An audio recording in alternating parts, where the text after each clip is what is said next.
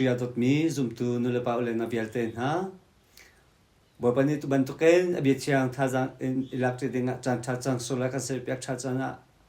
ama patchen chunga lom na bichimbu en arbi angai tu zoom tu nan dilak chunga bopan thachwana an pe kauna se tutani kan nubupini patchen bia thazang electric dia kan chimpyak mi chungin asaya angan somile pani ame pakhatin pasritia sam kulisri pakhatin pathumtiang hleithumin hleilitia johan thongtha angan hleini ame pakhatin hleini chungkha se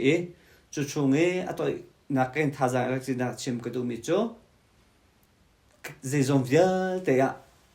patien shi apakana ka chausi timin sala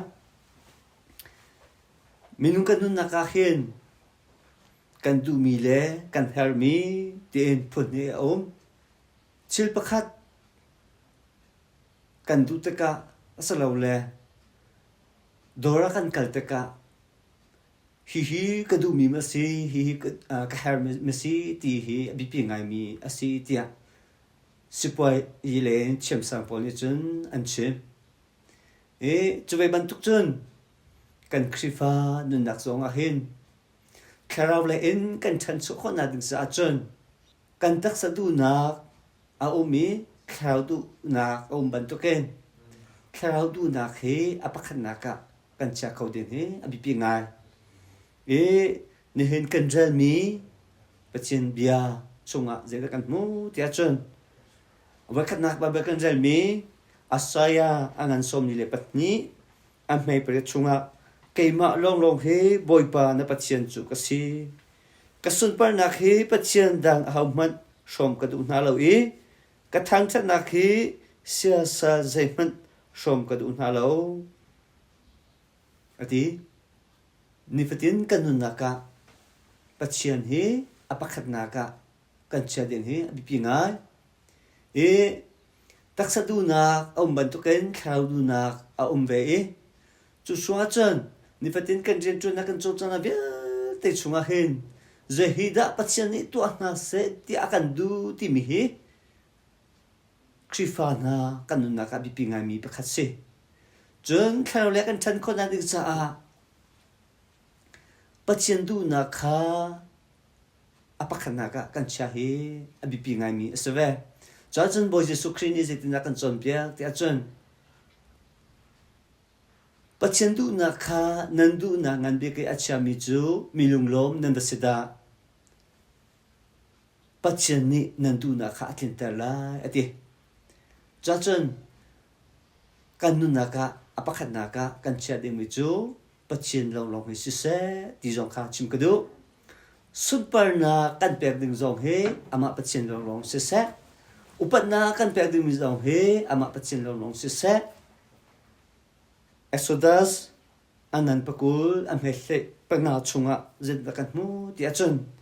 keima chu na chu ana angai mi pachen ka si ati atu na kan jami bible chunga khan kasun par na khe pachen dang ahuman som ka du na lo ati tu ta ne online alar ngai mi pakhat cho mi chi pakhat taka ramle mi phun cha anun apek taka upanak sang be kan ipek ti mi khacha chekhat chu kan chel to ni chekhat pachin ren tu thani chun upanak sang be khe minung le minu kan ipek o selo ti mi zong mi ro nak phun ika zo te chim ko du mi chi si ti a chun atu na kan jami chu khan kasun par na khe adam sia sa zaiman chom ka du lo ti chu cha chun sun par na asang bikan pek ding ju pathian lo se chong lom na sang bikan pek ding ju ama pathian lo ni si upat na sang bikan pek ding ju ama pathian lo si ti jong kha ikamana thajang pekan du na mati sha chon chekhat ni zetina anchip cho to tia chon rcbu pi cho numeri an bia ti anti cheu to kha an thelo cha khan si mochi dok cho an thabe lo zai tak mana kan ni arsini hen Mary hi pathian huna kan siapal lo numeri chu pathian ni ama fapa sim tu nu achimi si khachuak nu dia pathian ni ati mi si za chan numeri sina chonglo na kan pek me khasi zaitek man pathian huna arsi bupini achiapal lo ti zong kha ikam te a kalak te tan kadu dot mi le na na kan ni via te zo kan nun naka pathian hi apakat na chau selo upat nak sak sangbe ape khotu fanu fu patha kan sikona de cha pathian ni khachwana kan pek pek sam ko se amen